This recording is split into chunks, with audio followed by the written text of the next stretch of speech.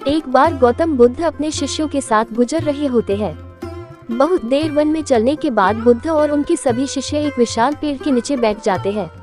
उस पेड़ के नीचे एक अलग सी शांति थी। सभी लोग उस शांति को अनुभव कर रहे थे। कोई भी एक शब्द नहीं बोलता। कुछ देर बीतने के बाद गौतम बुद्ध का एक शिष्य उठता है और बुद्ध से पूछता है, बुद्ध, मैं आपसे एक प्रश्न पूछना चाहता हूँ। बुद्ध कहते हैं, पूछो, क्या प्रश्न है तुम्हारा?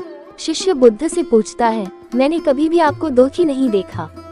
आपके चेहरे पर हर समय एक अलग ही मुस्कुराहट रहती है, हमें भीतर तक आनंद से भर देती है। आपके चेहरे पर अलग सी चमक है जो हमें दुख से कोसों दूर कर देती है। पर मैं ये जानना चाहता हूँ कि मेरे भिक्षु बनने से पहले मेरे जीवन में बहुत सारा दुख था, जिसके कारण मैं भिक्षु बन गया। पर मैं अभी तक नहीं जान पाया हूँ कि दुख है क्या।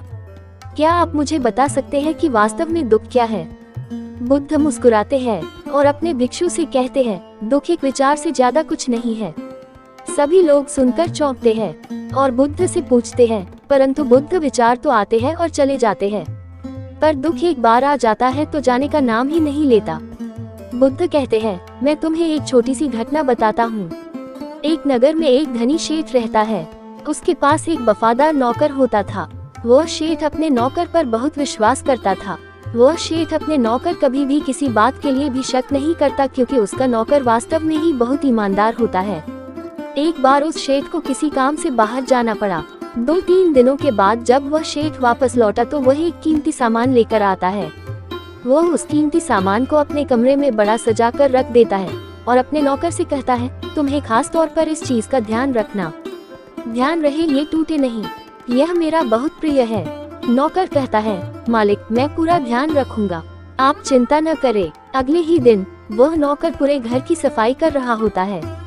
सफाई करते करते वह शेठ की उस कीमती चीज के पास पहुंचता है और उसकी भी सफाई करने लगता है। सफाई करते वक्त वह कीमती चीज उस नौकर के हाथ से फिसल जाती है और नीचे गिर जाती है।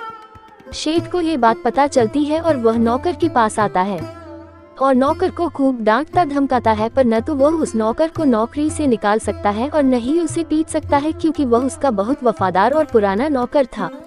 इसलिए वह डांट धमकाकर ही उसे छोड़ देता है। शेठ अपने उस कीमती चीज के बारे में सोच कर बहुत दुखी हो जाता है। रात होती है और शेठ अपने कमरे में लेट जाता है। शेठ को नींद नहीं आ रही होती है, वह बहुत बेचैन होता है। बेचैनी के कारण शेठ अपने कमरे से बाहर निकलता है और देखता है कि उसका नौकर निश्चिंत के साथ खराटे ले लेकर सो रहा था। वह ये देखकर और क्रोधित हो जाता है। सेठ सोचता है, इसने मेरी इतनी कीमती चीज तोड़ दी और इसे बिल्कुल भी चिंता नहीं है। मुझे यहाँ नींद भी नहीं आ रही है और यह आराम से सो रहा है। सेठ अपने कमरे में वापस चला जाता है।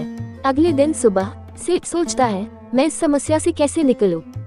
फिर सेठ को एक तरकीब समझ आती है।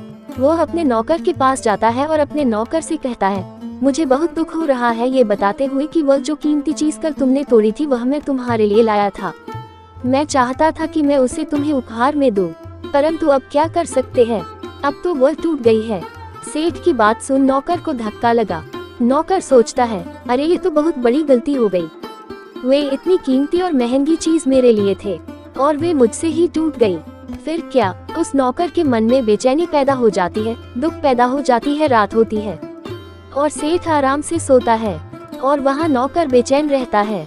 उसे नींद नहीं आती। क्यों नींद नहीं आती? क्योंकि अब उस नौकर ने उस शेठ की उस कीमती चीज को अपने आप से जोड़ लिया, इसलिए वह दुखी हो रहा था। पहले उस नौकर के मन में यह विचार नहीं था कि वह कीमती चीज मेरी है, पर अब उसके मन में यह विचार है कि अगर वह कीमती चीज न टूटती तो वे मेरी होती। बुद्ध कहते हैं, दुख केवल एक विचार है। और यह विचार कैसे उत्पन्न होता है? अपने आप को किसी चीज से जोड़ने से। हम जिस भी चीज को अपने आप से जोड़ देते हैं वह चीज हमारे दुख का कारण बनती है। लेकिन वास्तविकता तो यह है कि कोई भी चीज हमसे जुड़ नहीं सकती। हर चीज आपके पास है, आपकी है, पर कुछ समय के लिए। कुछ समय के बाद वह आपसे दूर हो जाएगी। उस दूर होने की घटना को स्वीकार करें और आगे बढ़े।